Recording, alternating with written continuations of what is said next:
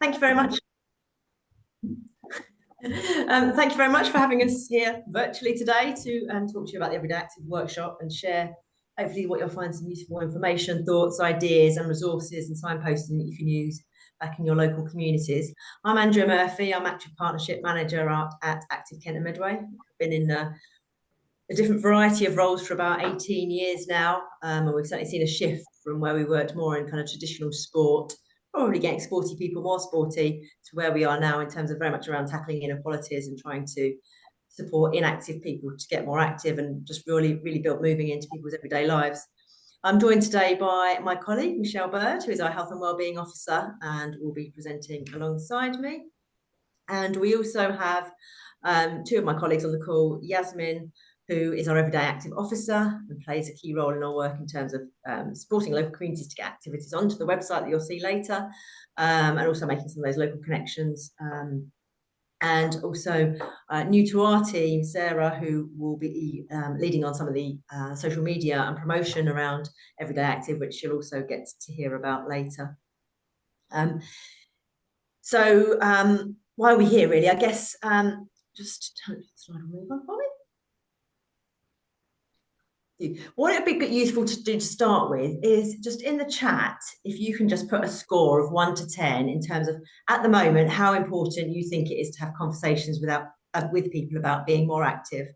Appreciate you're all from kind of very different backgrounds, got different roles to play within your communities. So it'd be good just to get a feel of a scale of 1. I don't think it's very important at all, not even on my radar, up to 10 about, I think it's really important to be having conversations about people, about being more active. If you could just give us an indication in the chat, that would be really helpful.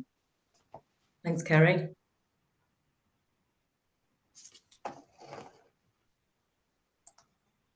7 and 8.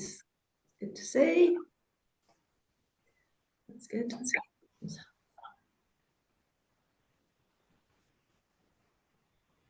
Fantastic.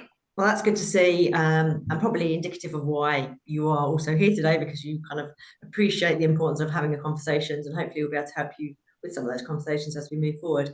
And at the moment, in your current, whether it be in your just daily lives or in your roles, how often do you have conversations with people about being more active? Are you having conversations with people every day at the moment, occasionally, or rarely? Again, if you could just put that in the chat. Thanks, Laura.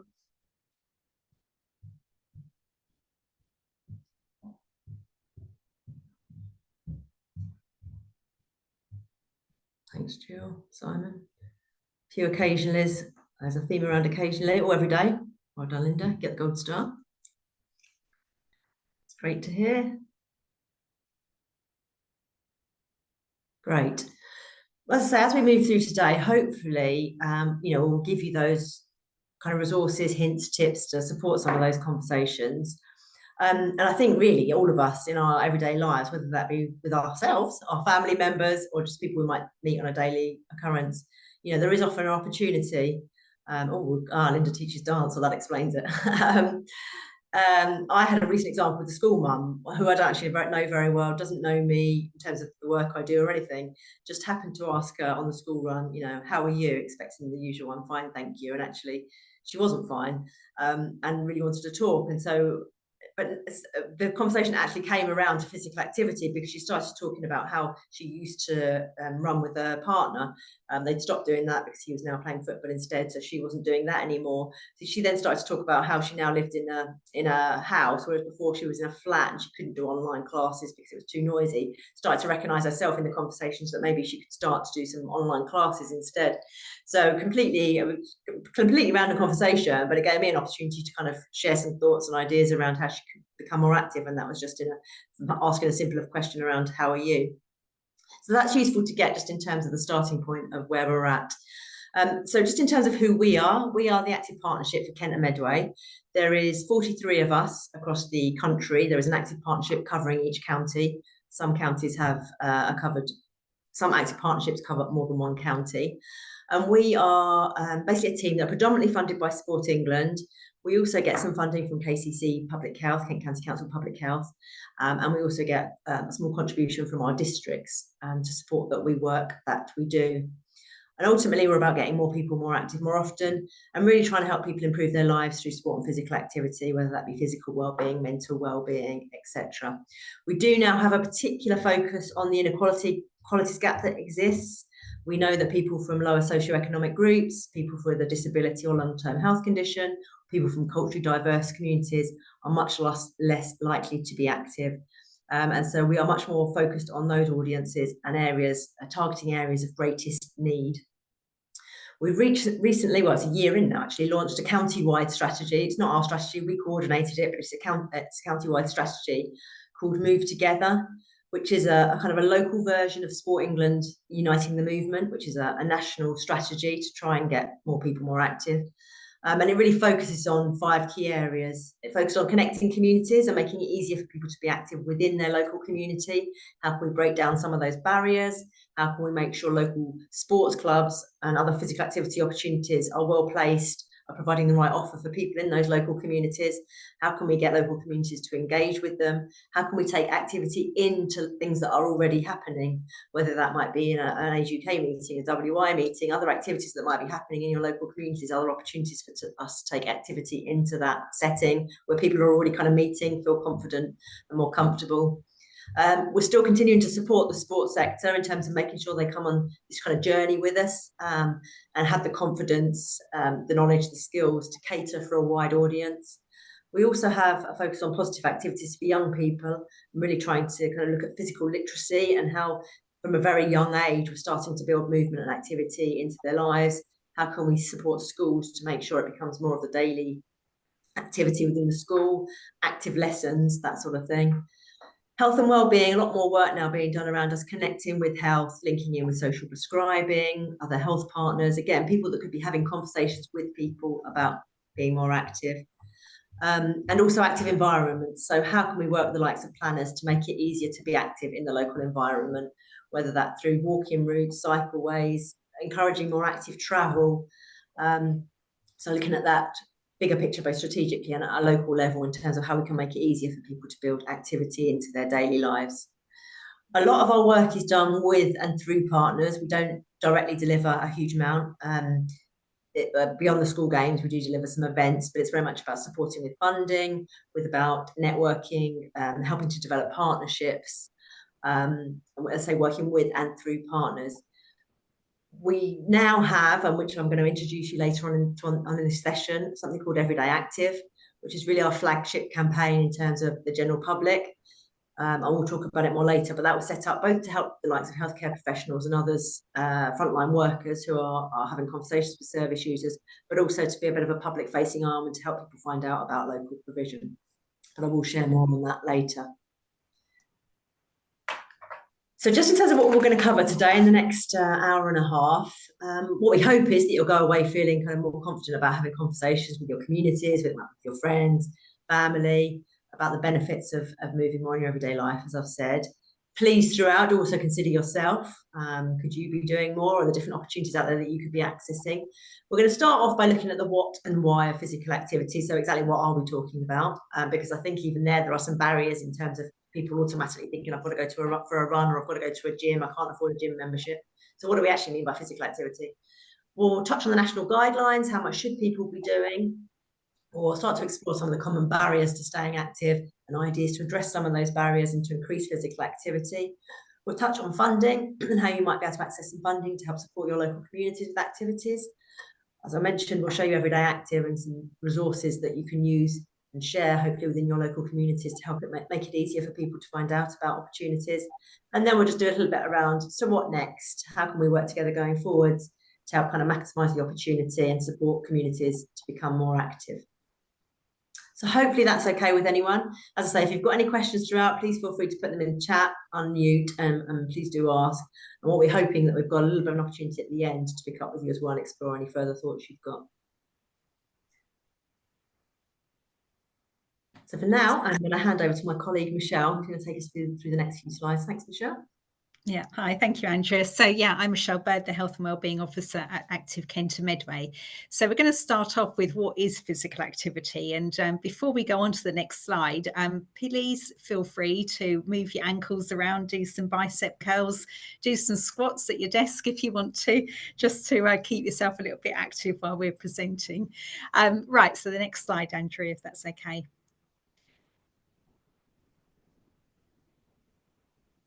So what is physical activity? The World Health Organization has sort of defined it as any bodily movement produced by skeletal muscles that requires energy and expenditure.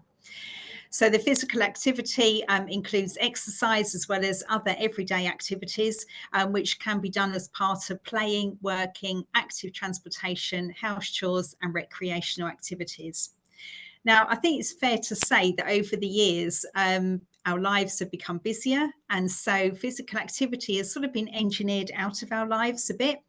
One of an example of that really is, say, for instance, the remote control. So you can change the channels on your television without the need to even get up out of your chair. And I wondered if you could think of anything else, if you want to come off mute or put anything in the chat about anything else that you can think of where activity has sort of been engineered out of our lives, similar to the remote control example. Anything that you want to add in the chat or come off mute and just maybe have a think about that.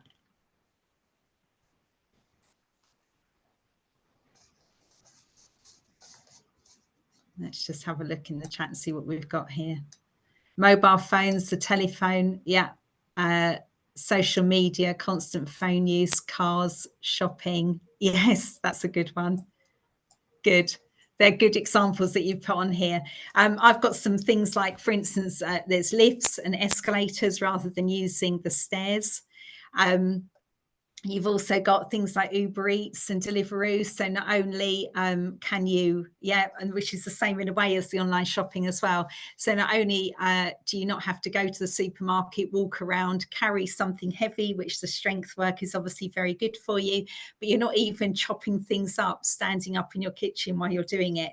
So these are good things as well. You've obviously got car windscreens now, have heated windscreens. So you don't even need to be out in the winter sort of de-icing them, so which does use up a lot of energy.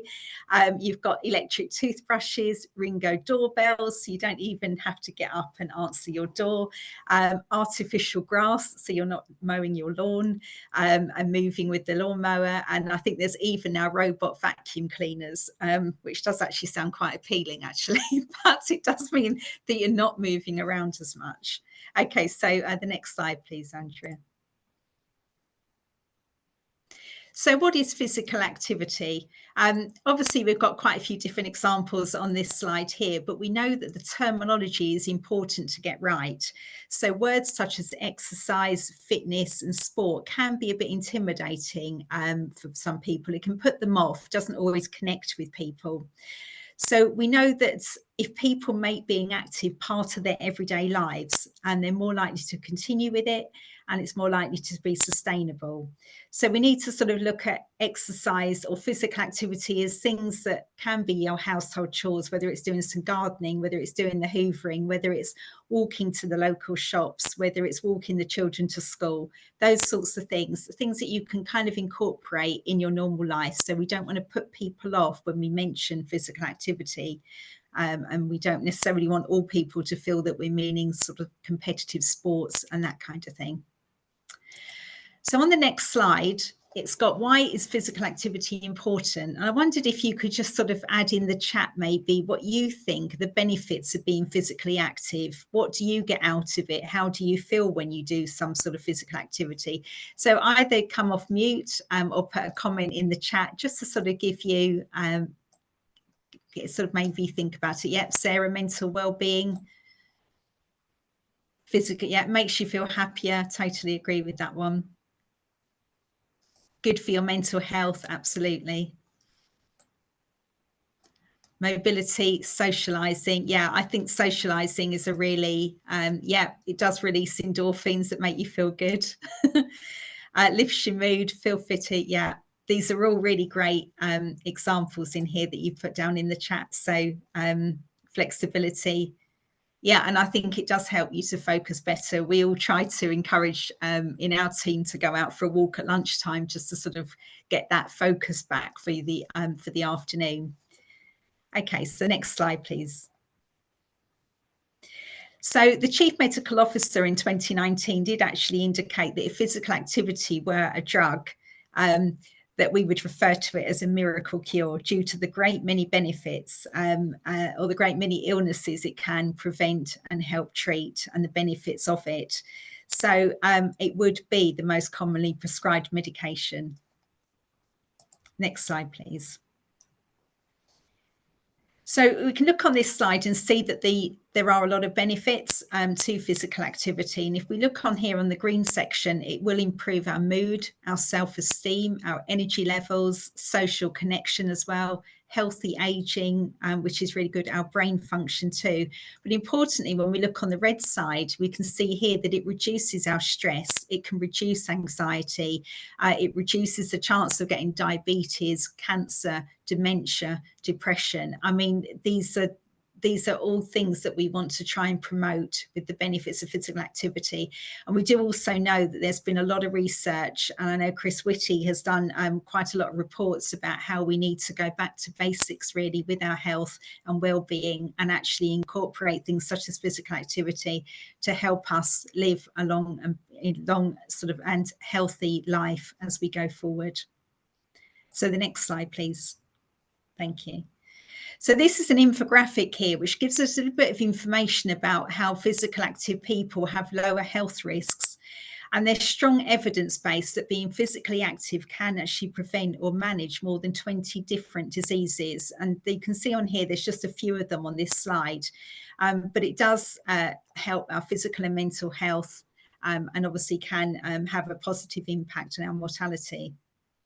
But you can see on here that depression, there's a 48% sort of lower risk of getting depression if you are physically active.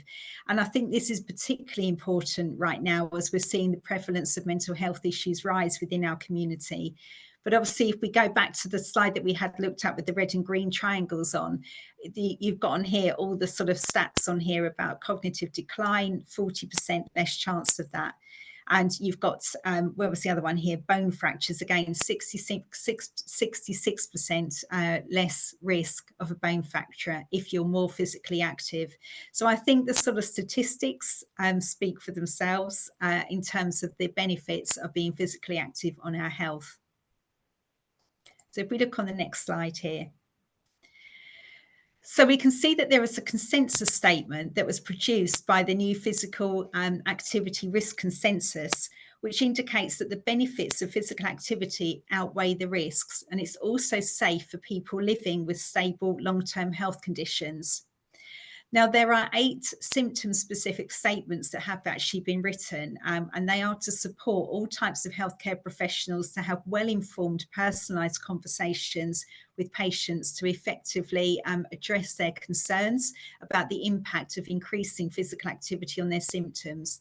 So those 8 symptom-specific statements include musculoskeletal pain, fatigue, shortness of breath, cardiac chest pain, palpitations, diabetes, cognitive impairment, falls and frailty. And it does help those conversations with people.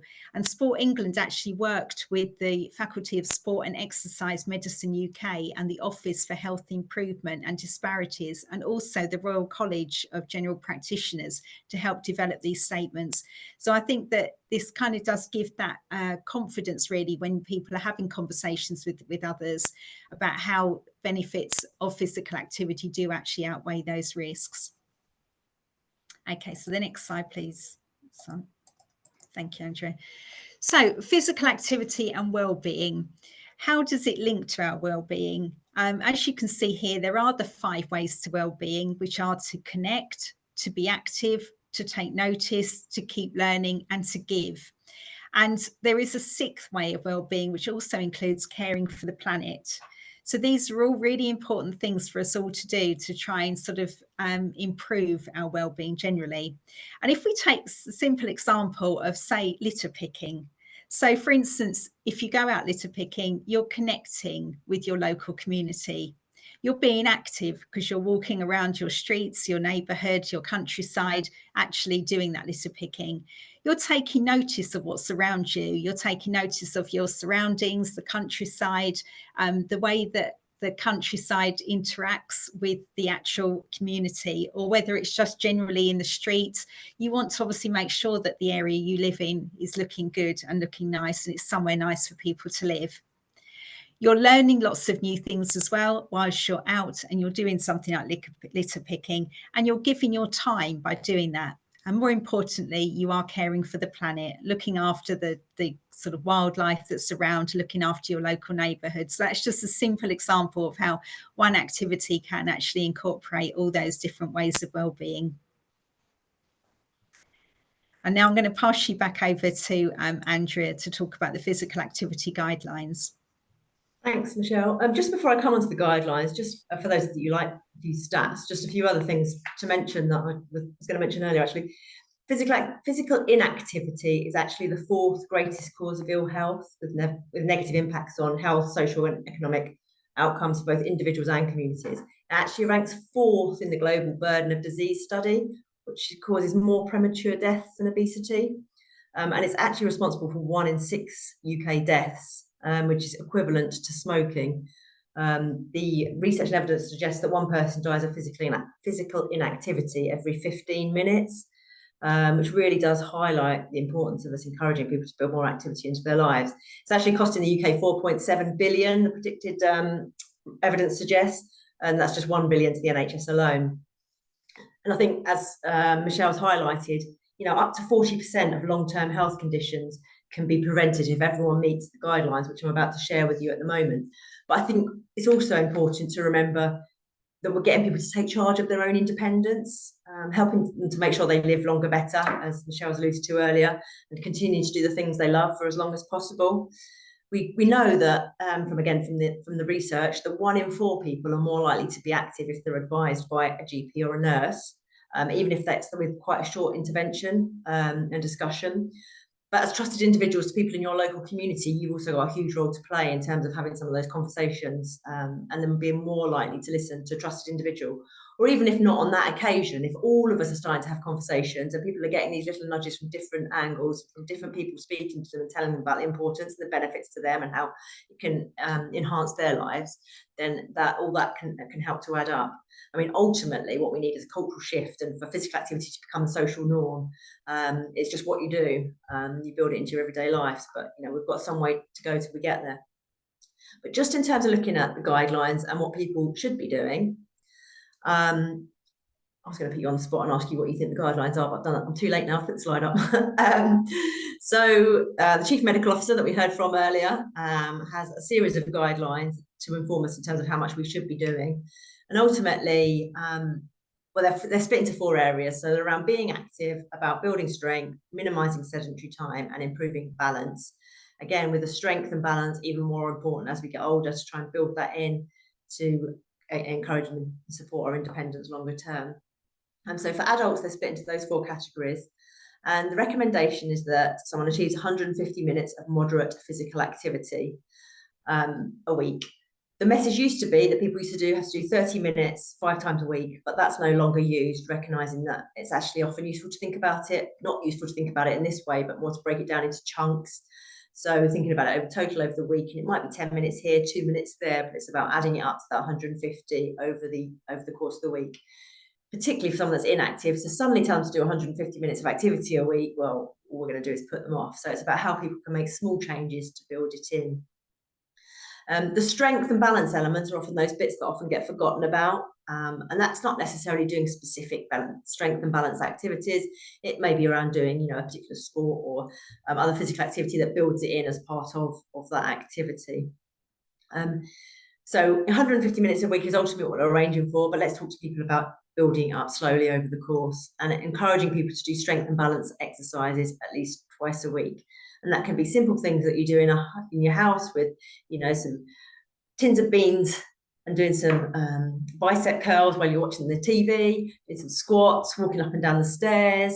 A great example in a session I did where someone said that one of their clients who was diabetic didn't leave the house, wasn't able to leave the house very much, but she said what she'd done was when she did the ironing, she'd iron a piece of clothes, take it upstairs, come back down, iron the next piece of item of clothing, take it up, come back down.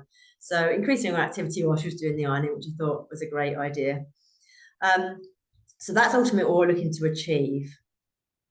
Similarly, there are guidelines for children and young people, and we are looking for them to do an average of 60 minutes of moderate or vigorous activity a day across the week. So I've got quite active children, and I always think this is, it's quite a high level, particularly when they're at school all day. Hence why we're working with schools to look at how that can be built more into the school day, and we're not just relying on kind of stuff outside of school. But they should be doing a range of activities to develop movement skills, muscles, bones, and again, reducing the amount of time they're sitting down, breaking it up with short periods of moving. And again, aiming to spread it across the day. That might be, going on the school run and parking the car a little bit further away from school so that they can scoot into school or walk into school. So little things that you can build in the day. It's not all about going and joining a sports club and getting the activity through that route. There are also other guidelines for different target audiences. So as I mentioned, there's one for adults and older adults, there's disabled adults, pregnant women, and women after childbirth. And the resources that I'll show you later, these are all accessible via that. I often say that there's an opportunity for us to be promoting this information more. You often see on a toilet door what colour your urine should be, but you barely see, I think, how much activity you should be doing. So whether it's these resources or some others that we'll share with you later, I think we could be doing a lot more to get this and raise the awareness amongst our local communities in terms of what people should be doing. We can share you a link to where all these are found afterwards as well. Just in terms of what counts, so we hear about moderate intensity activity. This will vary from person to person. What's moderate for one person might be vigorous for someone else. What they say, you should be able to talk, but not necessarily be able to sing. I mean, I can't sing at the best of times, but can kind of be able to hold a conversation. And then vigorous activity, you'd be struggling a bit more for breath. And if you're doing vigorous activity, it's actually 75 minutes a week. So it depends on the level of activity. And if any of you have got smartwatches, Fitbits, Apple Watches, etc., you probably see on your stats a breakdown of your vigorous activity and your moderate activity. But it's 150 minutes of moderate activity or 75 minutes of more vigorous activity. And again, it's really just highlighting again ways that people can get that activity. I mean, I often tell the story. I think I've threatened to resign from my job about 4 times now because I can't get my own dad to be more active. But I do acknowledge in the summer and spring he's much better. He'll get out in the garden and he will spend a couple of hours in the garden. So it's recognising things like that. The winter is more of a challenge. And it was only when his diabetes nurse actually said to him, you can just go for a walk around the block. He used to do a lot of swimming because he can't do the same distances and times now. That's become a bit of a barrier for him, and so he's a bit all or nothing. But when his diabetes nurse suggested that he could go for a walk around the block, he messaged me and said, don't resign yet, darling, I'm going for a walk. My nurse has told me to go for a walk. So it's taken a while and we're still not there, but again, it's that constant nudging by different people, friends, family, and other supporting networks. Laura, maybe if you can walk a little bit faster, that might help to just build up your activity a little bit more. I know how hard it is because, I mean, I've got children as well. So if you go on a walk with them, you don't really feel like you've done anything by the end. Stop, start, feed them, give them a drink. But if I take my dog out for a walk, then I make sure I kind of march on a little bit more. You're walking with a 6-year-old, that explains it. It is a lot more challenging. But I mean, you'll still be getting the benefit, and particularly in terms of if you are going up hills and getting that extra strength as well. But if you are able to up the pace a bit more, take a route where they can maybe take their bike or scooter. So you have to walk a bit faster to keep up with them, and looking at other options for the walk. So I mentioned muscle strengthening and balance activities at least twice a week, and there's a few examples. So let's maybe stop helping our relatives carry their shopping into their house. We could actually be doing them a disservice, and it might be more helpful to them if we don't carry their shopping anymore and encourage them to carry it for themselves, for example. Again, certain housework activities would help with this area as well, but it's a whole range of things that people can be doing, and so they should be aiming for at least twice a week to do these. Exactly. The gym can be very expensive, and that's where I think we need to get people thinking more about these daily opportunities and activities that are out there. And I will share with you some resources later where we're trying to promote some of those more low cost, accessible opportunities that people can access and find out about. And we're going to explore barriers later, but there are so many things that can prevent people from being active. So what works for one person isn't going to work for another. It's about making sure we've got a range of options out there and opportunities out there to support people. Just a little graph here to show you the impact of getting more active. And we've talked about the 150 minutes, but what we really wanted to go away with was, even if the 150 minutes isn't achievable, it really is every minute counts. So the start of the slide where there is the steepest curve, that is as people move up towards the 150 minutes. You can see that's where the steepest part is. So people that are inactive have the most to gain. So you've got health benefits down the left-hand side. So you can see that's where it's steepest. If you do more than 150 minutes, you'll continue to accrue benefits. It's just not as steep in terms of the benefits that you gain from it. But it really does show that every minute of physical activity can have a positive impact on you. And this is where, you know, encouraging people to build up slowly, even if it's just walking to the end of the garden and back to start with, can really help. I'm often talk about sort of 10-minute chunks, as I say, it doesn't all need to be in one go. Taking the stairs instead of the lift, walking a small section to work, having a walking meeting, having a parish council meeting, and you take everyone out for a walk and talk at the same time. Little things like that that can help people, because we are busy, we have busy lives, things are expensive. So it's those simple things that we can try and build in.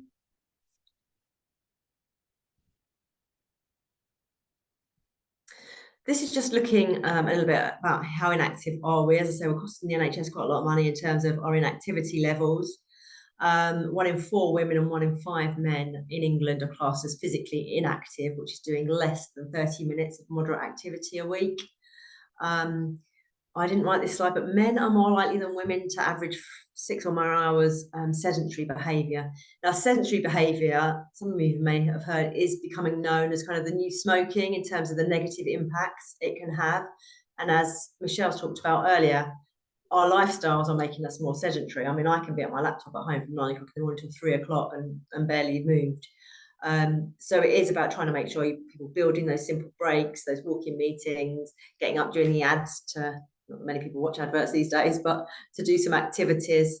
When we did some community engagement work, we talked about people about, you know, if it's just getting up 5 minutes earlier, and I expect a lot of us scroll through our phones when we first wake up, and there's some simple strength building activities that people could do in that 5 minutes instead.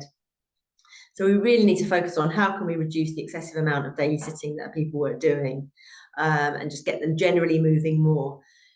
What's, I guess, even more of a challenge is the research suggests that even if people are doing 150 minutes a week in terms of physical activity, being sedentary can still have negative impact. So it's about moving throughout the day, which is why your watches and things often tell you to get up and start moving.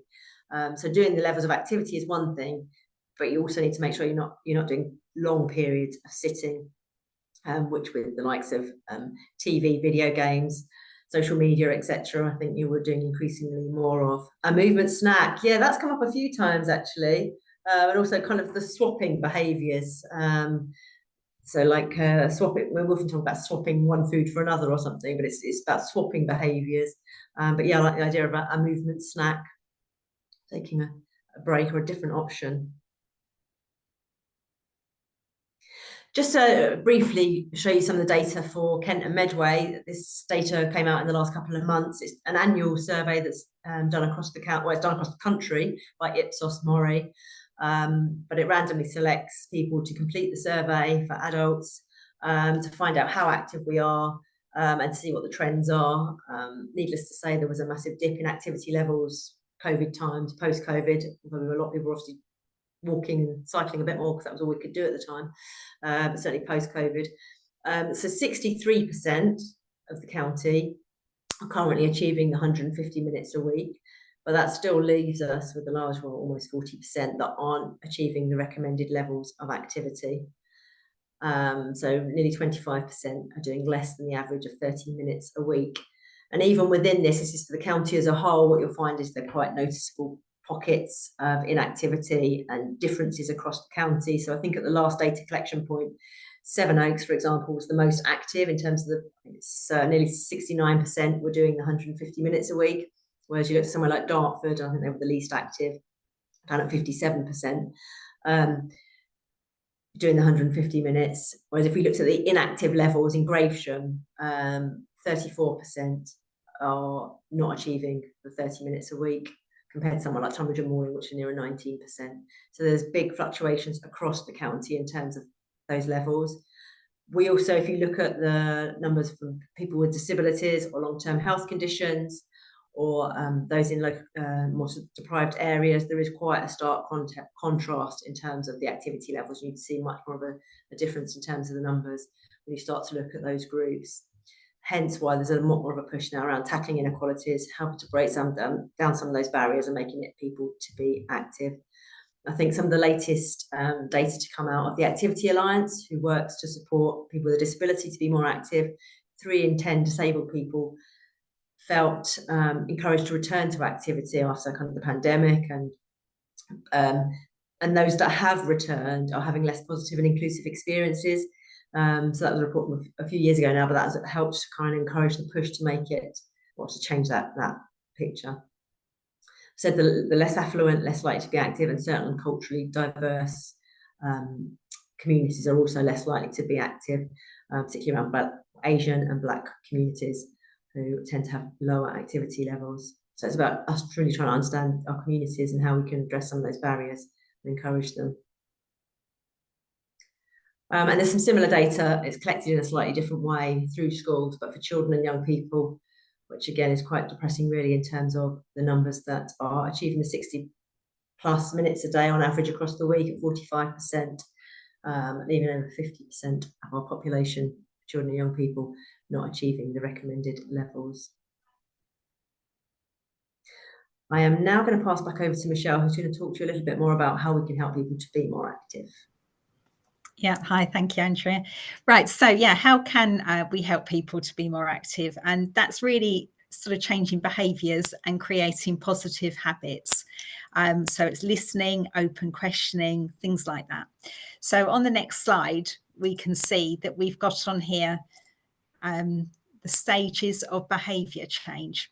So you can see that there is the pre-contemplation stage, there's the contemplation stage, the preparation, the action, the maintenance, and then the one that I think we all probably suffer from at times, which is the relapse as well. So we're going to go into these in a little bit more detail on the next few slides, which are what we call our behaviour change gang. So we can see here that we've got John. He's in the pre-contemplation stage, which basically means that he's got no plans at all to take action in the next 6 months to do any kind of physical activity. Being active isn't really on his radar at all. He works shifts, he's really tired, and when he gets home, he just doesn't want to do anything. He just wants to relax. And as you can see, he does look very relaxed in that photograph. So now we have to question, how long do we think John will be in this stage? It could actually be for most of his life. So what might nudge John to do something and actually move out of this stage? So has anybody got any ideas what might actually nudge him to maybe want to think about doing something? Has anyone got any comments they might want to add in the chat or speak out? Anything that might actually nudge him to do something?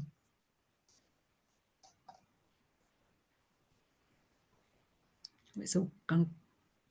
Let's have a look.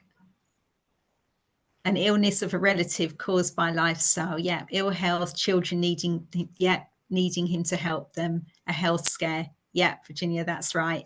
So they're all really great examples of what might actually sort of encourage him to maybe think about doing something. And another one is actually a major milestone birthday. Sometimes when we get to a certain age, we suddenly think, oh, maybe I ought to think about doing something. So on the next slide here, we've got Jane. And as you can see here, Jane is in the contemplation stage. So she's planning to take some kind of action in the next 6 months. When people are kind of in this stage, they are more aware of the pros and cons of changing. and they want to sort of weigh out the sort of the costs and benefits of doing activity. And people can actually remain in this sort of stage for quite a while, actually. So, but she is thinking about being more active, but she doesn't know where and how to start and when to start. So again, she could also be at this stage for the rest of her life.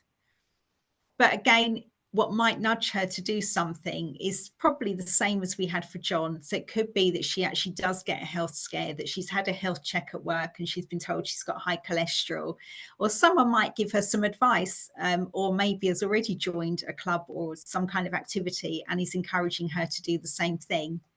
So let's look on to the next slide here. So the next slide is Mike, and he's in what we call the preparation stage. So that means he could be ready to start doing any activity in the next 30 days. He knows he needs to be more active. He's had a letter from his doctors about his blood pressure, for instance, and he started to look at opportunities and activities that are out there. And he might even think about getting himself a pair of trainers or some Lycra maybe. So again, what might nudge him into actually being more active? So it could be somebody giving him some advice. So that's why in our communities, we need to maybe think about talking to people, give them some ideas or sort of tell them about opportunities that are going on, things that are happening in the local community. A friend could invite him to a session or a taster session that's going on. He might look at our Everyday Active website, which Andrea will discuss shortly, which offers free and low-cost activities in the local community. So these are all positive aspects of, yeah, and as mentioned here, ideally activities which don't cost a fortune. Yeah, so that is why we're here with Everyday Active. So, okay, so on the next slide, we've got the Atwell family who are now at the action stage. So that means that they're starting to get active together, and they've been doing that for the last 6 months. They've decided to make it happen. Now they're getting more active in their local park, which is just down their road, and they go on regular family walks. They go on bike rides there. They've started walking to school, and as Andrea mentioned earlier, leaving the car at home when they go shopping, so that they are actually doing more things together and individually, which are keeping them active. So that's where we want everybody to be. I'm just going to, there's somebody in. Yeah, it is, Laura, it is hard to shift from planning to doing. I totally agree with that. But hopefully after our session today, we might help with that. We hope. So on the next slide, we've got Dawn and Jasmine. Now, Dawn and Jasmine are at what we call the maintenance stage. So they've made activity to be part of their daily lives for over 6 months now. They're looking to maintain this new habit. So they started off walking regularly together after work. Now they meet up 3 times a week for their weekly runs. They've joined a local running group as well, and they've made a lot of new friends. So it helps with the social isolation. And it also means that they're mixing with different people. And the hope is that if one of them couldn't make a running event one week, but they've made new friends at the running group, that might encourage them to carry on going themselves. But basically, their overall fitness and well-being has improved, and Dawn's anxiety is less, and Jasmine has more energy for her children. So, as we mentioned earlier, we know that life can sometimes disrupt our newly formed habits, and some of those can be sort of individual influences, and some of them can be external influences as well. So just wondered if you want to put in the chat, but what could happen to Jasmine and Dawn to break this new habit? So what might sort of make them kind of relapse, you know, maybe stop doing that as that activity as a sort of regular thing?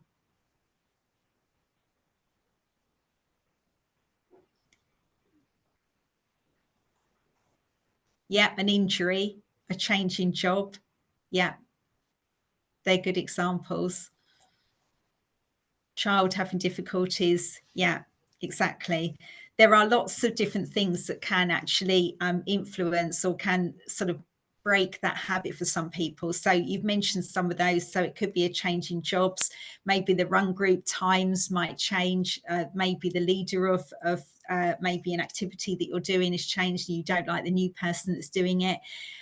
It could be that you've moved house. You might have been taken on some more caring responsibilities, maybe for elderly parents, picked up an injury or something like that. So these are all sort of reasons as to why you might jump out of that habit. But the important thing is that we need to make activity part of our daily life. So I'm sure that everybody here brushes their teeth every day. I hope everybody brushes their teeth every day. So, and that is a habit that we just do. We just do it automatically. We know that it keeps our teeth and our gums healthy, and so we know to do it. And that's how we've got to start thinking about physical activity. We want us all to know that we have to be active if we want to live. We want to live longer, better. We know that that's what we need to do. And moving more will help our body and our brains keep healthy. So it's just like brushing our teeth, really. So we need to kind of think about how do we just incorporate any kind of activity into our daily life. So as Andrea mentioned, you might be making a cup of tea, you could have the radio on in the kitchen, and you can be dancing whilst your kettle is boiling. I frequently do that. So I think you can do squats, you can do anything whilst you're, in a way, multitask, and I know that all of us are very good at multitasking. So we do have to try and find other ways to keep active and to try not to let those events that can cause us to relapse if you're going to maybe a structured activity, try not to let that get in the way. So I hope that's sort of volunteering is another good example on there, actually, as to reasons why you might relapse. But anyway, volunteering and things that can also, you can actually do some quite active things there too. So if we go on to the next slide, we've got a section on here, and we have actually sort of half covered this, but it was really wanting to find out from you what stops people from doing activity to start with, but also what works for people. So I think we've sort of covered quite a few of the things that stop people. So obviously we've mentioned quite a few things in there, really. But if you want to add anything else in that stops people being active, please add in the chat or speak out. But also what works for people, what would help you to stay more active, or maybe people that you work with in your local communities. Yeah, state of mind. So depending upon your mood, maybe whether you want to do some activity or not. Is there anything else that you find that maybe might stop someone from being active, or yourself, or what helps you to be more active? If you want to add anything in the chat. I think we have covered a few of them. Yeah, time. Yeah.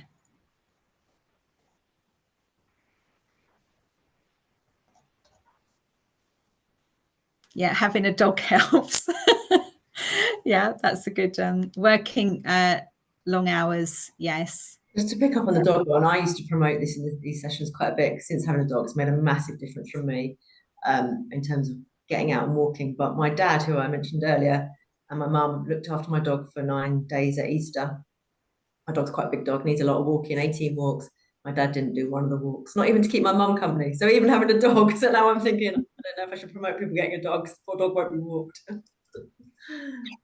Yeah.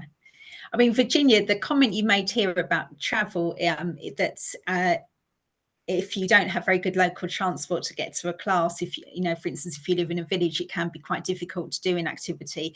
And I think that is a really valid point, actually. We do hear that quite a lot. We are aware that there are certain GP surgeries around that are becoming more sort of active, and they're actually promoting walks and things like that that go from local GP surgeries. So that's one thing. And there are also organisations such as Age UK that can work with parish councils to actually run activities in local village halls. And there will be, I know that Andrea will be mentioning later, but there are sort of funding options to do that as well. But I do understand that that is a big problem with transport, really, to get people out, especially those that live in more rural areas.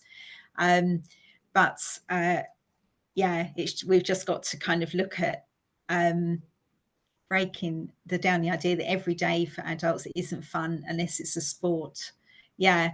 So, but I think we've got to try and get into the habit of understanding the importance of doing physical activity, and how that will improve our health. As we say, the same with the sort of brushing the teeth. So it's just small steps, well, literally sort of every day that can actually help with that. So, and making it, as Andrea mentioned earlier, making it part of our social norm, really, that we just sort of think about how we can fit an activity into our day when we're doing something. So thank you very much for all of that. So we've got on here some common barriers on the next slide. Sorry, Andrea. So we've got some common barriers, which we have sort of covered a little bit. So the physical side of it, lack of time or space, feeling tired, low of energy, as we saw with John earlier in the Change Gang. The social side of things, concerned about others will about what others will think, low motivation for the psychological, and the technical side of things of not knowing what to do or how to do it. And we do know also that there is a lot of information on the internet about things that are going on in Kent and Medway, but if you're not sort of digital, then that's also quite a barrier for some people to actually access that information. So it's trying to find ways in our local communities about how we can break that down and help people in our communities who maybe aren't online, to sort of provide that information for them, whether that's through the local libraries and that type of thing. So on our next slide, it's how can we help other people, so people in our communities, friends, family, and residents. So in our everyday conversations, we can actually talk to them, ask them through open questions, active listening as well. But it's also about encouraging, supporting and signposting to different things. So we want to support people to overcome those barriers to being active. So it could well be that, you know, there might be people in the village that, or in areas that we live in, that might be able to give somebody a lift to go to something. Maybe we can share resources in local villages to actually enable more people to go to different clubs and different sessions that are going on, and maybe think about bringing things more to the community, rather than sort of to maybe the nearby town or something. So it's just trying to look outside the box a little bit about how we can do that. We want to make sure that we make people think about activity and incorporating that into their lives, and just encouraging them, maybe saying that they can come along, maybe inviting someone along to something, having taster sessions, so people can try something as well without actually having to part with any money, and also knowing that there's other people there that are there for the first time as well.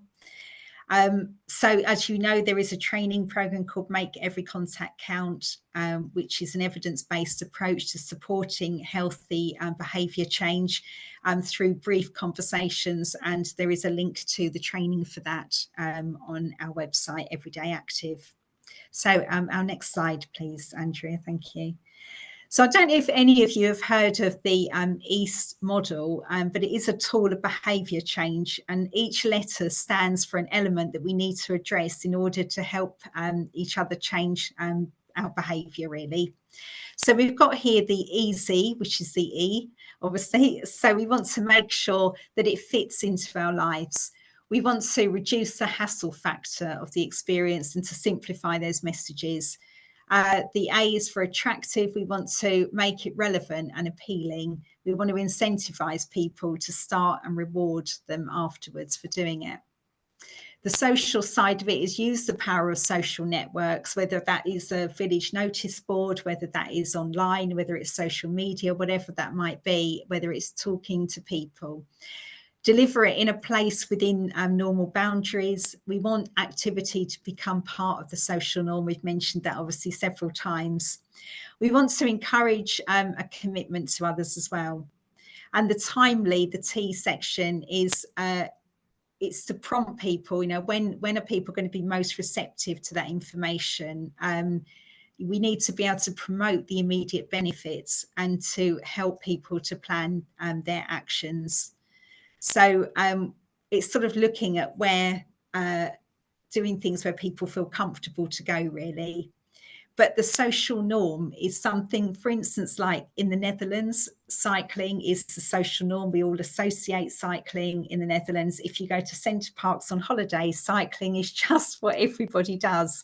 And it's just trying to kind of get that more within our own communities, really. Okay, so now I'm going to pass you back to Andrea, who's going to speak about funding. Thanks, Michelle. Just picking up on the brushing teeth example and how we kind of do that every day. We also talk about kind of behaviour stacking, I guess you could call it, in terms of, okay, we all brush our teeth probably for 2 minutes twice a day. You could build in some activities. So I know an ex-colleague of ours had an electric toothbrush that would buzz every 30 seconds. So she'd do 30 seconds of squats, 30 seconds of calf raises, 30 seconds of another exercise, and that's simply, you know, built in 4 minutes of strength type activity into her day. So it's kind of looking at some of those simple things, as Michelle's been talking about, that people can build in. And in terms of the cost being a barrier, I mean, there's no doubt about it. It is a barrier, which is why we're trying to make people more aware of those free and low cost activities. What we have found through some of our work, even in some of the most deprived areas where we funded activity initially, is once people start to see the value in the activities themselves, you know, start to feel better, start to make friends, start to feel more comfortable about going, you know, start to feel stronger, etc. That after, I mean, you're looking at a longer term, so maybe sort of 6 months, when that funding has stopped, people have been able to find £2 or £3 to continue to do the activity. And that is definitely not always going to be the case. There are some communities that are just never going to be able to afford to do anything. And that's where we look at attracting funding and supporting with funding to try and get activity going. But certainly through some of more recent work around inequalities, we have found that that is, you know, possible. And a lot of it will come down to people's priorities and how they choose to spend their money. And I know social prescribers and the likes have these sorts of conversations with people about, you know, you can afford your mobile phone. Could you afford a little bit, you know, to do something else? So it does come down to priorities, but we have found, you know, people can find a little bit of money once they start to see the value of activity to them. So we need to encourage them in the first instance, and whether that be through free activity, getting rid of some of the other barriers, like you alluded to, transport is a big one. How can we work better to address some of those issues? But people have been able to just find a couple of pounds to pay. But in terms of funding, just really going to highlight a couple of sources of funding that are currently available. If you do go onto our website, Active Kent and Medway, there will be a link to it. You'll find other opportunities that are on there, either provided by other partners across the county and nationally. But we do have No Problem Jill. We'll follow up afterwards with links to things and the like. So thank you for joining us today. We have an Active Kent and Medway small grant. So on our website, there's a funding section on there, which is for funds up to £500 for projects such as new programmes of activity, taster sessions. It can fund events, which often other funding pots don't fund. It might be to trial something. It might be to engage a previous audience. It might be to help continue something you're already delivering. It might be, you know, something that's worked quite well, and how can we replicate that in another area. Michelle's put a link, thank you, Michelle, into the chat for the funding pages.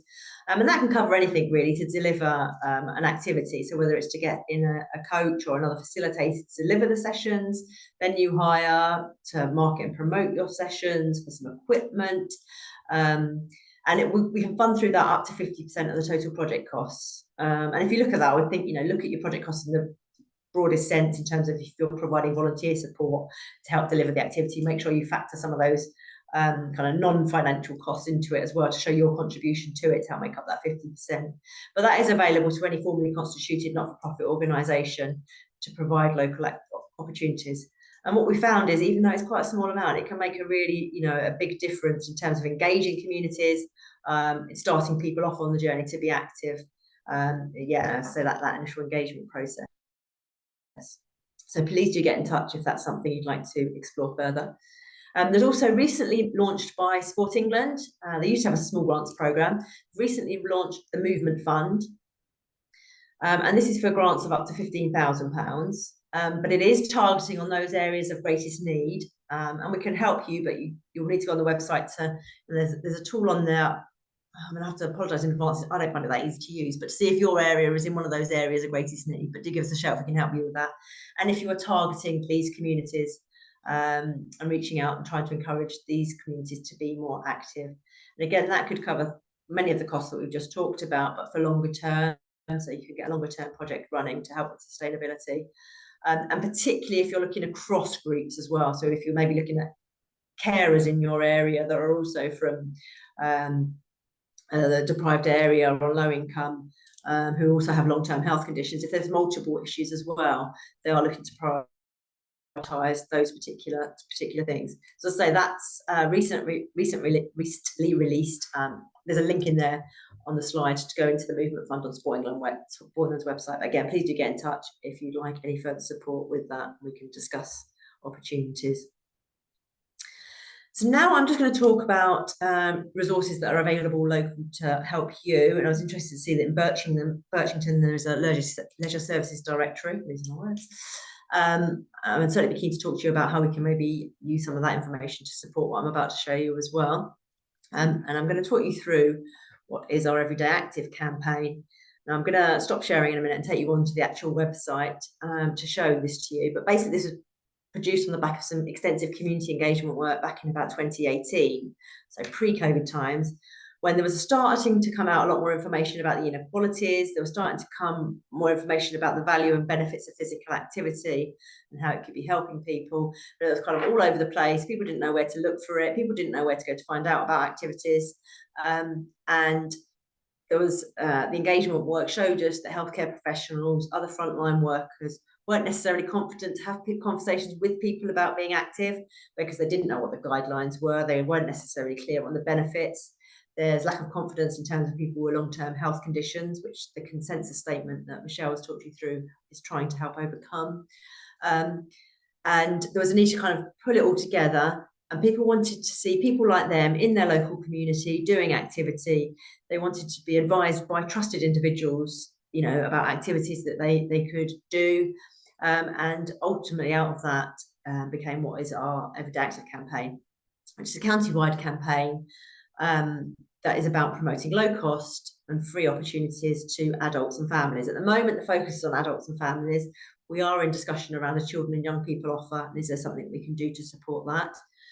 And I'll take you onto the website now, but what I'll say is up till now, we've been doing more work through sort of healthcare professionals and other frontline workers to show them Everyday Active and deliver a similar session to them and for them to use as a signposting tool. What we really want to do now is push it out more into the local communities and get it on local resources and local websites and local social media, which is certainly a role that would be amazing if you could help us to deliver. What we are aware of is someone that's inactive isn't suddenly going to go, I need to find a website that's got loads of activities on it to help make them more active, because that's not where they're at in their kind of behaviour change journey. So that's why we've been focusing more on professionals that will be working with those people to help them to have their conversations, to help them understand the benefits, without just sharing it more widely with the community. But we are now at a point where we want to get it out there more widely as well. So I'll stop talking and just stop sharing for a moment, and then I will share Everyday Active with you. So, there we go. Hopefully you can see that now. Is that all coming up? So you go onto the main page and there's a bit of a video showing people getting more active in their local communities. We've recently had a few changes made to the website as well to enhance the filtering element of it. But you've got the main section of Explore Your Activities. And within this, you've got county-wide information. There'll be information on activities. There'll be blogs. There'll be articles about getting more active. A whole range of things under the different headings of these groups at the top here. Trying to move everyone out of the way so I can scroll through here. Cool. So you've got walking, running, cycling, home and solo exercises, exercise groups that you go to, swimming, sports and active days out. So within each of these headings, there's a few kind of taster examples when you first go in. But then once you go into the section, which I'll show you in a moment, there's lots more. So obviously there's a whole load more now of home and solo exercises that people can do, particularly on the back of COVID. That came much more to the fore. So in this section, you'll find lots of things around the NHS advice around home activities, and the benefits of those types of activities, and a whole range of online sessions for different audiences, and general information as well. So you'll find lots of information on park runs, which are, despite their name, I mean, there's park walk now. You can walk with your dog, your buggy. You get all shapes, sizes. Doesn't matter how slow, how fast you are. Anyone and everyone can do park run, and there are a lot of them across the county now, and they're junior park runs.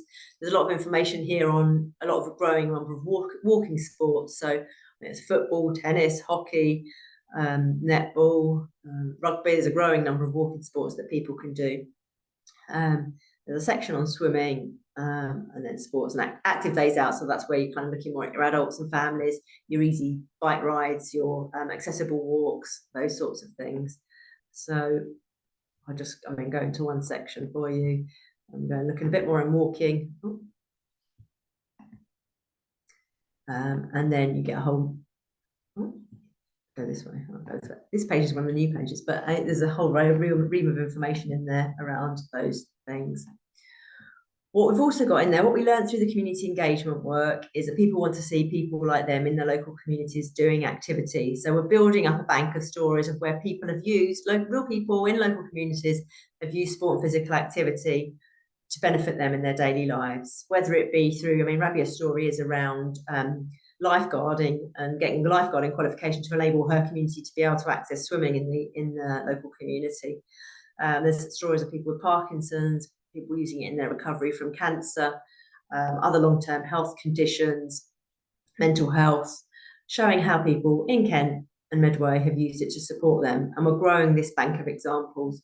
What we found during the community engagement work is that people really need to see people like them, and it's really can be quite bespoke. So we did some user testing, and we had a lady say, it's great that Sue, who's one of the stories in here, has used physical activity in her recovery from cancer, but I'm a single mum with 5 children. I can't possibly find the time to build activity into my life. So she was inspired by seeing Sue, but that wasn't going to motivate her to go out there and find activity.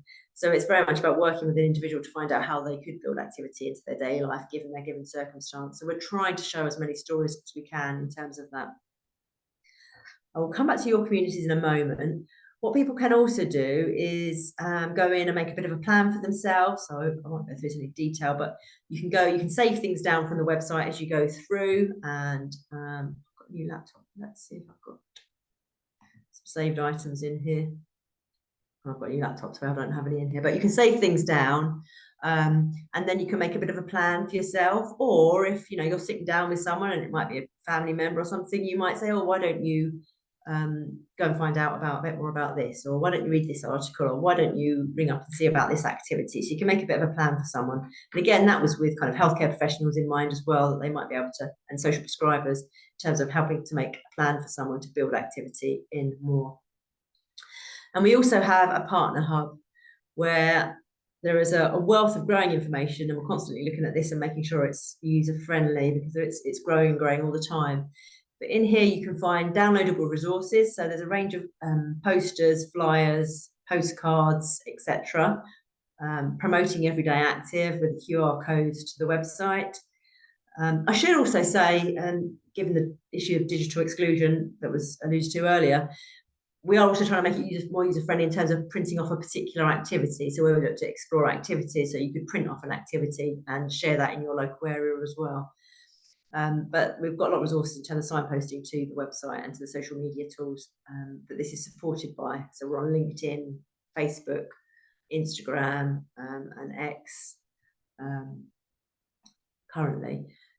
So, and then one of those fold-out cards is around simple things that people can do at home. So it's some of those simple exercises we've mentioned with your tin of beans, or your squats, or walking up and down the stairs. It's simple things, getting people to think about doing just 2 minutes 3 times a day to start with, those simple things at home, just to help to build it into daily life. So they're all available.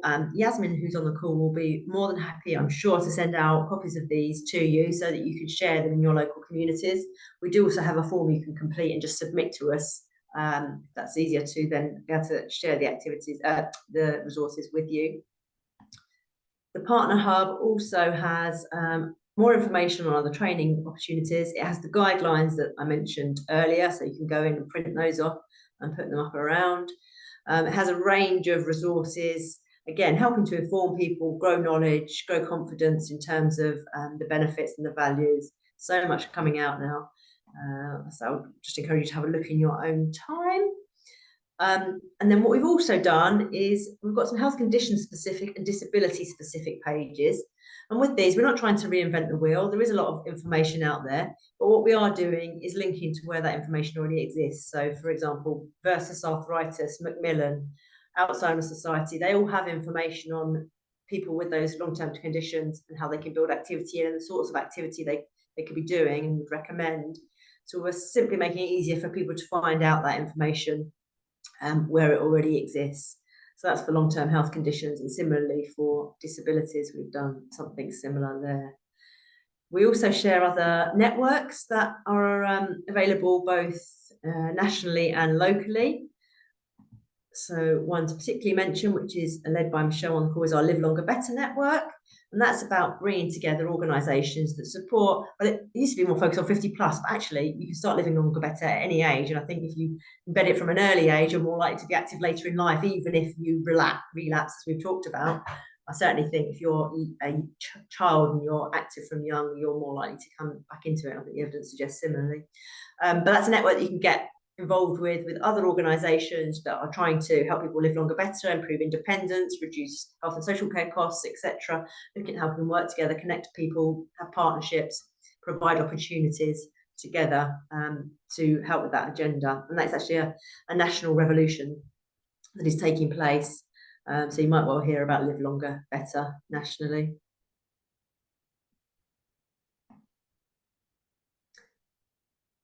I mentioned national campaigns as well. Some of you might have seen the likes of This Girl Can, certainly in Thanet. I know there's a lot of work going on around the Thanet Girls Can campaign.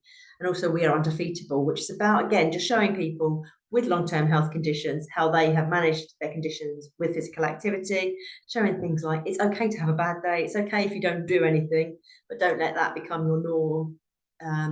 Look at what you can do going forward. So there's a number of campaigns out there to try and address this agenda.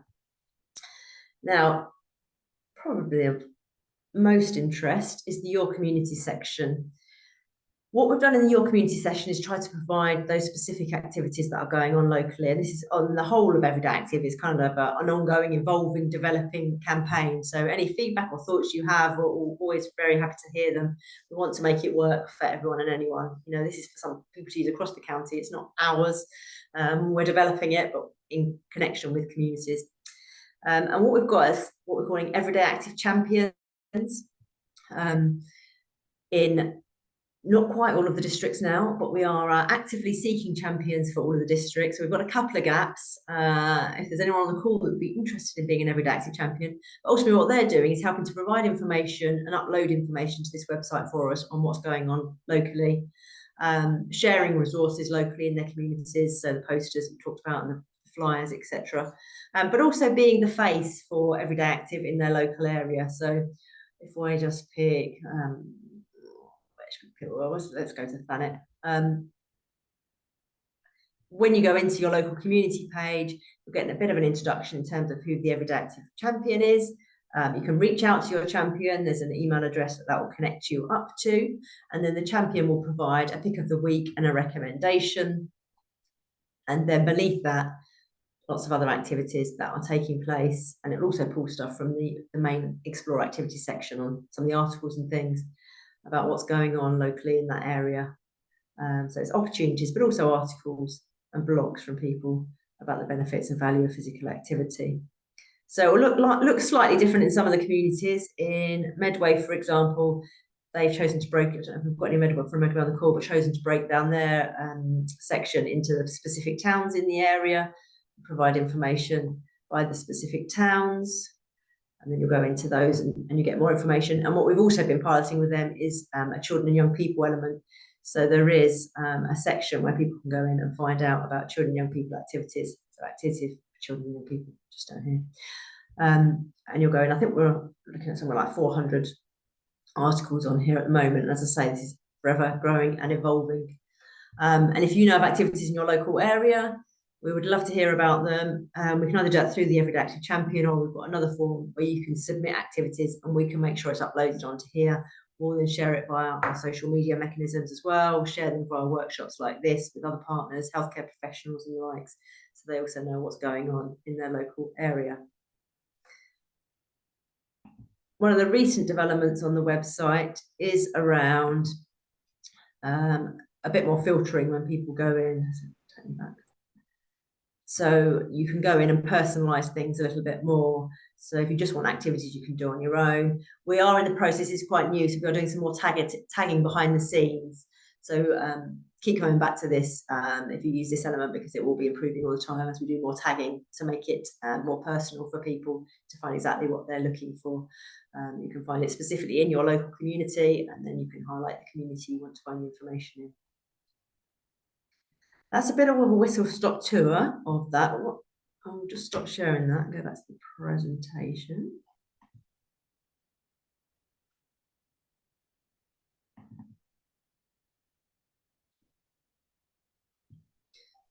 Okay, I hope that's come back up.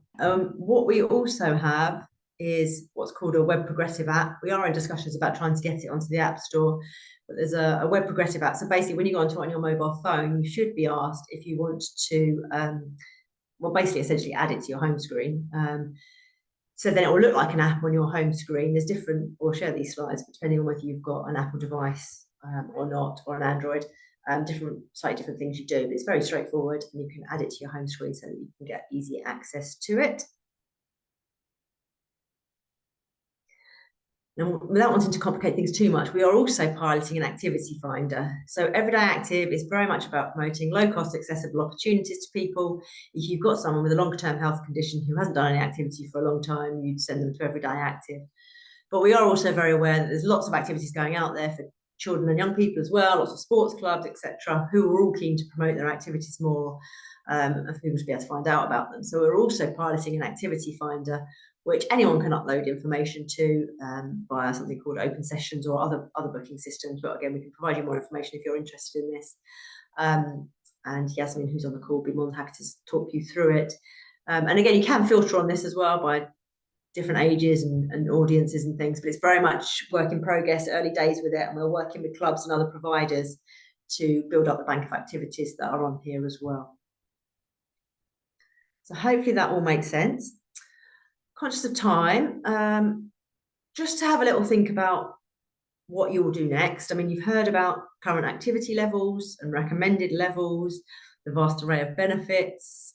Hopefully we can find out more about resources and information and opportunities, start to explore some suggestions about how we can help people to get more active. But it'd be good to just get you thinking a little bit more about what you can and will do next. Some thoughts, I mean, just a bit of a moment to reflect really yourself in terms of what you might do, and I'll share some thoughts on the next slide, and then perhaps just give a bit of time for some discussion. Some of the suggestions that we've got, and in discussion with Charmaine as well, around how we can work together. I mean, there is the opportunity to get to know your Everyday Active Champion. You can reach out to them via the website. What I would say is our Everyday Active Champions are all employed by different types of organisations, I think I mentioned earlier. So we've got one through an NHS trust, we've got some through the Leisure Trust, one through One You, some are through charities. And we don't employ them and we don't generally fund them. A couple get a little bit of legacy funding from us. So they are essentially volunteering for us. So then they've got their day job. So just mindful of capacity. But they are there to be able to reach out to. But equally, we are more than happy to also come out to if you've got area committee meetings or other meetings going on that we could talk about Everyday Active at, share the resources, talk about a bit more about what's happening in your local area. You could talk to people about getting more active. Obviously, I would encourage you to signpost people to activities on your communities page. Share the resources, whether it be on your local notice boards, your social media channels, websites, you've got, I don't know, intranets or local websites for your areas, putting a link onto Everyday Active so people can easily find it. Any newsletters and magazines that you've got, always happy to share copy with you that you can put in there. Similarly, if you want us to help in terms of sharing social media messaging, we can do that with you. If you know about local activities and you want to get them promoted on Everyday Active, I have put a link to the form in there and we can help and support you to do that, as can the Everyday Active Champion. We do have some gaps in terms of Everyday Active Champions. So at the moment, correct me if I'm wrong, Michelle, but we've got gaps in Ashford, Sevenoaks and Maidstone. So we've had champions, but they've just moved roles or moved out of the county into different roles. So we are looking for Everyday Active Champions there. But it might be that you just, take up a role in terms of sharing and talking to people more locally, not necessarily about helping to upload stuff to the website, but just sharing the resources that will be equally really valuable. You might want to set up a local challenge. So we do county-wide challenges. Each year we try and do 3 challenges: walking challenge, usually an active travel challenge, and then one with more general kind of activity challenge, which is a county-wide one, which again you could be promoting to your local communities to take part in. But equally, if you wanted to set up a local parish or town challenge, we could work with you to set up a local challenge where you can either upload manually to a system that we've got, or you can connect it to smartwatch devices, Fitbits, etc., to make sure it pulls in the data automatically, which is nice and straightforward. And then we can do kind of prizes. We tend not to give prizes out to those that do the most steps or the most of this or the most of that, but a bit of a spot prize to just encourage anyone to take part and get that opportunity. And also, we've just briefly touched on funding, but other opportunities for you to facilitate work with local community groups, to secure funding to set up activities where there is an identified need.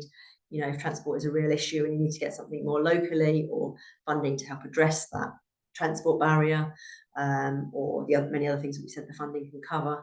Again, we can work with you to help support you to get some of that funding and to develop activities locally. So conscious that was all very quick. Has anyone got any initial thoughts? Really just to kind of open it to the floor, and again that could be in the chat, or please feel free to unmute, about anything you've heard, anything you might do next, anything we can support you on. Please do feel free to share. We're open to hearing anything. I've got the chat open, but I'm going to have a look. Oh, sorry, I'm going to share my notes too, so you can read it down the side at the same time. We're back in. Thanks, Michelle. I didn't have the chat open. Well, thank Laura. Was it Laura?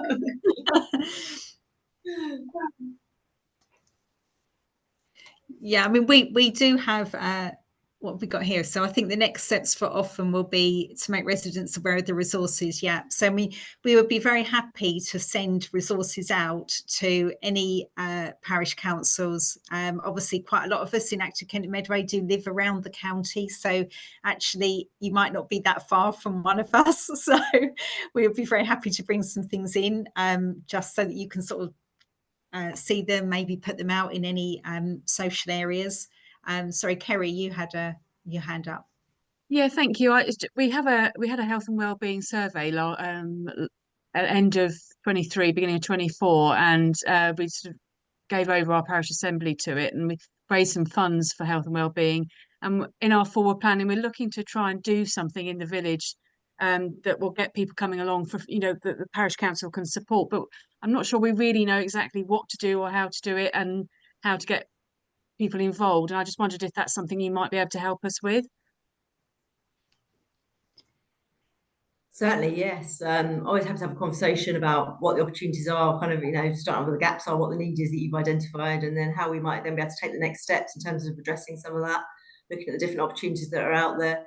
Again, even in terms of kind of some of the funding sources, the route you go down is very kind of dependent on what your ultimate aim is. And it might be that you're using physical activity to achieve something, else, bring the community together, or, that social connection side of things, or to tackle youth offending and that sort of thing, depending on what the local priorities are. But yeah, always have to be part of conversation to help guide and make suggestions around that sort of thing. Okay, so if I was to sort of contact one of you after this and just to summarise what I'm getting at, you'd be able to point me in the right direction, perhaps. Definitely, yes, no problem at all. Lovely, thank you.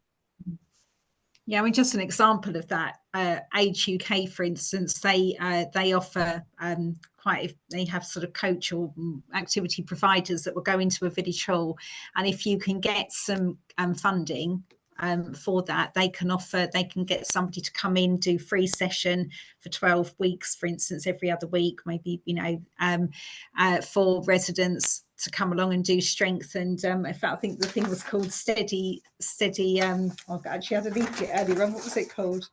Oh, I've lost it now, but anyway, but it was basically strength and conditioning really for people, so seated exercises, that sort of thing. So there are lots of different organizations like that that can come into your local area and do that, and we can support with funding or give ideas to how you can apply for that,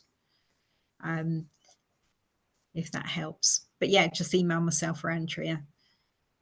And Linda, so you've mentioned the one-day showcase of Birchington activities. Again, that's great, really positive to hear that's going on and that it was well attended as well. And again, if that's an opportunity to share some of the resources around Everyday Active and where people can find out about other opportunities and activities as well, or using some of those events to find out more about what the local need is and what people particularly want to do, that can all help.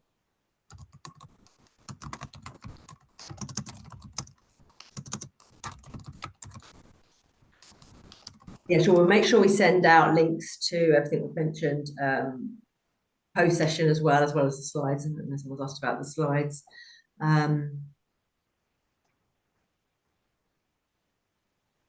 Yeah, we'll get resources out to where you've requested resources. That's not a problem at all. And it would be good. I mean, I know even in my own parish, I keep walking past the notice board and thinking I could get a poster up there and could be sharing it on social media. I've not moved enough. My lights have gone off.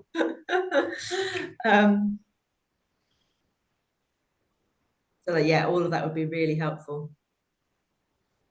Any other thoughts and closing thoughts before we?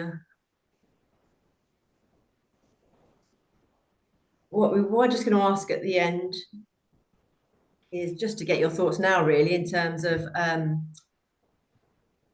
important it is to have conversations with people and how often you might be having conversations. So if you just stick that in the chat for us, that would be helpful.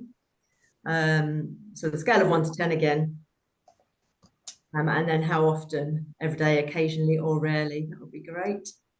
And certainly, yeah, we welcome all support in terms of having those conversations, helping with signposting, and also if you get contact from local clubs or other local community groups and organisations that are keen to set something up, then we're happy to have that conversation directly with them as well in terms of supporting them through the funding process. And so there is a lot of funding out there. It's kind of knowing what your priorities are, exactly what you need the funding for, and then finding the right funder accordingly.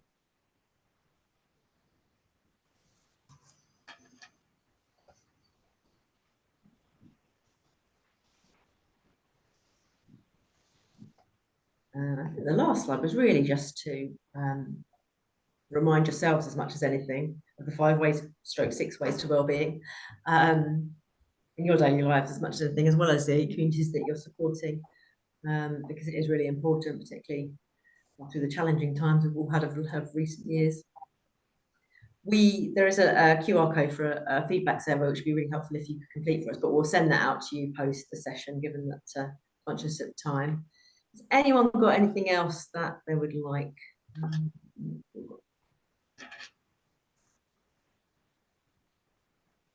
An Ashford group.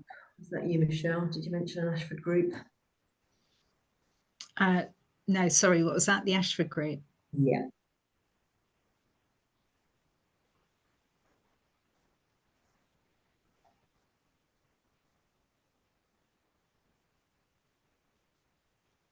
Was it to do with the Ashford champion?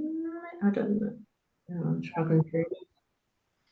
I'm not Virginia. I'm not sure what the Ashford group. Did I mention an Ashford group? Virginia's asked about the Ashford group. Do you know the contact is? Are they in Ashford Borough Council? I know I mentioned the champion, and it's not having a champion at the moment. The champion was actually through Freedom Leisure, but they've gone to work in Sussex now. I'm struggling to think what else was specifically around Ashford. And if it comes back I to me. mentioned a GP surgery in Charing. I don't know whether that might have been who got the active practice charter. And they work closely with their local park run, and I think they have walks that go from the surgery as well. They've got a standing waiting room. So I don't know whether that was it, Virginia.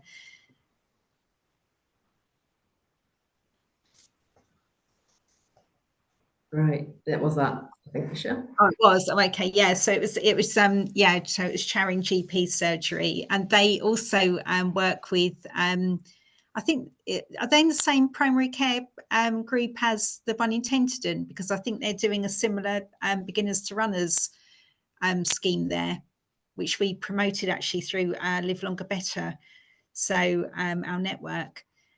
And if anyone on here wants to join the Live Longer Better network, I would really recommend going. There's a link I put in the chat, but you can go onto that link and you can join the network, and we will send you. We do a bi-monthly network news, so that gives us lots of information that's going on in Kent and Medway for that sort of really over 50 age group. And we also do events. Should we mention the conference as well, Andrea? Or No, you can do, yeah.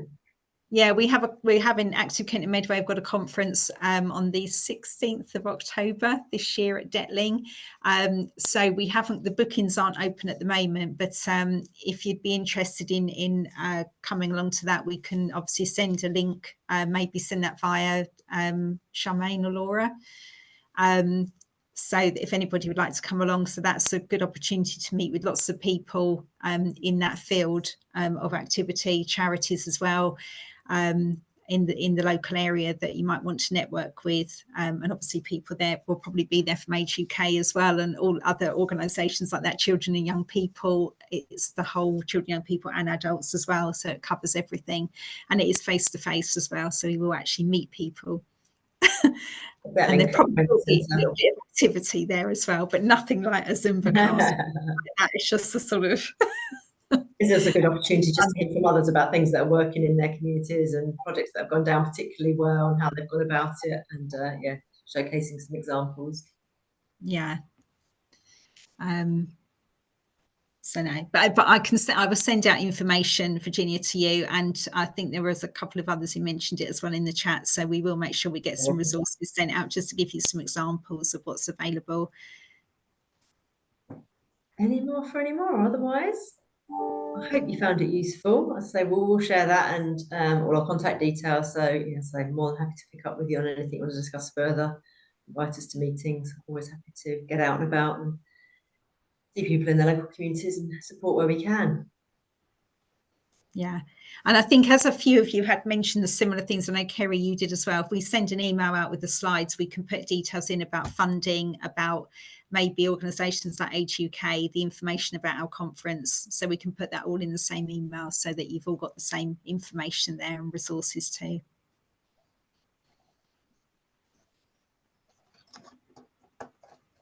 Thank you. If there's nothing more,